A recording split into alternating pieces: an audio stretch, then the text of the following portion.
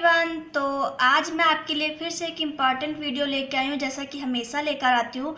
तो जो आज का इम्पॉर्टेंट टॉपिक है वो है ध्रुव यात्रा, जिसके लेखक है जैनेंद्र कुमार। तो इसको जब आप लिखेंगे 3 से 4 नंबर का पूछा जाता है, और शायद इस बार तो बहुत टॉपिक हट भी गए, तो शायद ज़्यादा नंबर का भी पूछा जाता हो। तो आप कहानी जैसे पूछा जाए कि ध्रुव यात्रा का वर्णन कीजिए या इसका सारांश लिखिए, तो उससे पहले आप क्या लिखेंगे ताकि जो एग्जामिनर है उसका जो प्रभाव है वो आप पे ज़्यादा पड़े। तो आपको क्या करना है कि ये लिखना जो कि मैंने लिखा है, तो मैं आपको दिखा रही हूँ, तो फिर मैं पढ़ के बताती हूँ, तो फिर आपको वही लिखना है। आप अपनी कॉपी में नोट कर लें।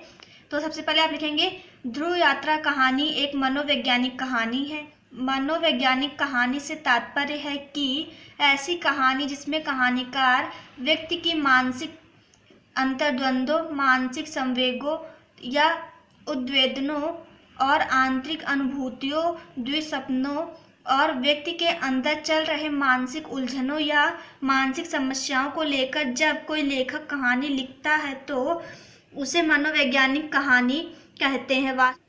ध्रुव यात्रा कहानी में कहानीकार जैनेंद्र ने मानवीय संवेदना को मनोवैज्ञानिक और दार्शनिक दृष्टि से समन्वित करके एक नई विचारधारा को जन्म दिया है। प्रेम की पवित्रता को आदर्शवाद की कसौटी में कसना ही इस कहानी का मूल प्रयोजन है। जैनेंद्र के अनुसार व्यक्तित्व खुश की अपेक्षा सार्वभौमिक और अलौकिक उपलब्धि अधिक श्रेष्ठ एवं श्रेयकर है। तो इसके बाद जो डालनी हेडिंग है वो मुख्य पात्र। राजा रिपुदमन उर्मिला से प्रेम करते हैं।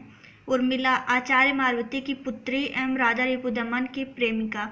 आचार्य मारुति ख्याति प्राप्त प्रसिद्ध आचार्य।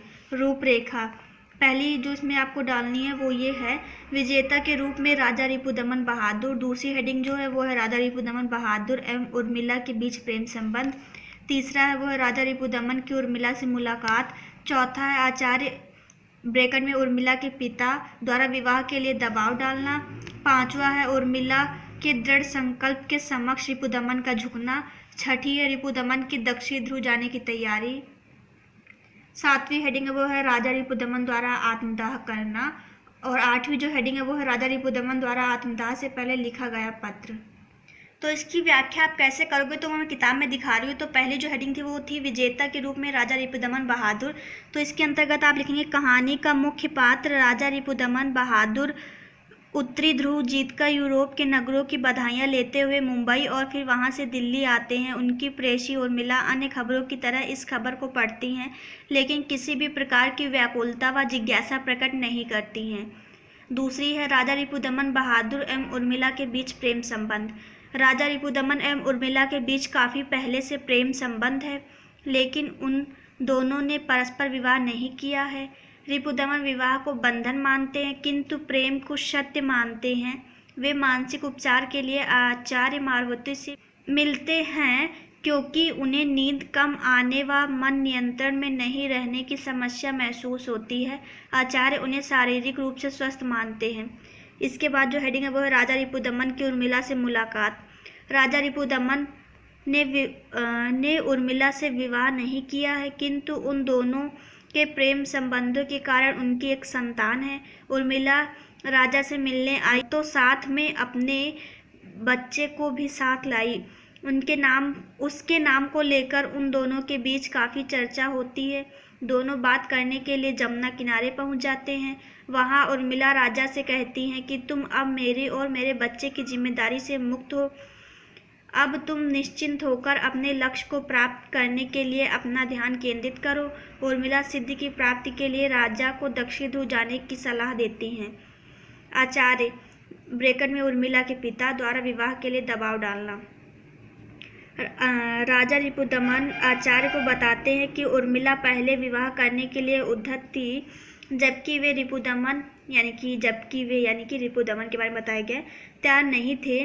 गर्भ धारण करने के बाद वे विवाह के लिए तैयार थे, किंतु उर्मिला ने उन्हें ध्रुव यात्रा पर भेज दिया। जब लौट आने पर वह प्रसन्न नहीं थे। वह कहती हैं कि यात्रा की कहीं समाप्ति नहीं होती है। सिद्धि तक जाओ जो मृत्यु के पार है। आचार्य मारुति राजा को बताते हैं कि उर्मिला उन्हीं की बेटी है और तुम लोग भी विवाह करके साथ साथ ही यहीं रहो। अपने आचार्य पिता की बात उर्मिला नहीं मानती है। उनका अंत समय आने पर भी उर्मिला उनके अनुरोध को स्वीकार नहीं करती हैं और अपने पिता से स्वयं को भूल जाने के लिए कहती हैं। उसके बाद जो आपको हेडिंग डालनी है वो है उर्मिला के दृढ़ संकल्प के समक्ष रिपुदमन का झुकना। राजा रिपुदमन को यह विश्वास हो गया कि उर्मिला किसी भी प्रकार अपने निश्चय से हटने वाली नहीं है, तो वे पूछते हैं कि उन्हें कब जाना है। तो उर्मिला कहती है जब हवाई जहाज़ मिल जाए। राजा उसी समय स्कॉटलैंड के लिए पूरा जहाज़ बुक कर लेते हैं और तीसरे दिन ही जाने वाला होता है। इतनी जल्दी जाने की बात सुनकर उर्मिला थोड़ी भावुक हो जाती हैं, लेकिन रिपुदमन कहते हैं कि उर्मिला रूपी स्त्री के अंदर छिपी प्रेमिका की यही इच्छा है। रिपुदमन की दक्षिणी ध्रुव जाने की तैयारी। इस खबर से दुनिया के अखबारों में धूम मच गई। लोगों की उत्सुकता का ठिकाना न था। उर्मिला सोच रही थी कि आज उनके जाने की अंतिम संध्या। राष्ट्रपति की ओर से भोज दिया गया होगा। एक से बढ़कर एक बड़े बड़े लोग उसमें शामिल होंगे। कहीं वह अनंत शून्य में देखती, कभी अपने बच्चे में डूब जाती। राजा रिपुदमन द्वारा आत्मदाह करना। तीसरे दिन जो जानने का दिन था, उर्मिला ने अखबार को पढ़ा। राजा रिपुदमन सवेरे खून में भरे पाए गए। गोली का कनपटी के आर पार निशान है। अखबार में विवरण एवं विस्तार के साथ उससे संबंधित अनेक सूचनाएं थी। उन्हें उर्मिला ने अक्षर अक्षर सब पढ़ा। राजा रिपुदमन द्वारा आत्मदाह करने से पहले लिखा गया पत्र।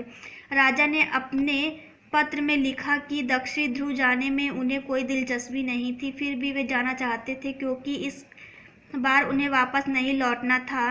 लोगों ने इससे मेरा पराक्रम समझा, लेकिन यह छलावा है क्योंकि इसका श्रेय मुझे नहीं मिलना चाहिए। ध्रुव पर जाने पर मैं भी नहीं बचता, फिर नहीं लौटा और आत्मदाह करके भी नहीं लौटूंगा। मैं अपने होशो आवास में अपना जीवन समाप्त करके किसी भी परिपूर्णता से काम आ रहा हूँ। भगवान मेरे प्रिय के लिए मेरी आत्मा की रक्षा करे। अगर आपको ये वीडियो अच्छा लगा हो तो like share comment and subscribe my channel. तो मिलती हूँ अगले वीडियो में। फिर से आपके लिए एक इम्पॉर्टेंट वीडियो लेके आऊँगी जिससे कि आपके बोर्ड परीक्षा में नंबर ना कटे। तो मिलते हैं अगले वीडियो में, तब तक के लिए बाय।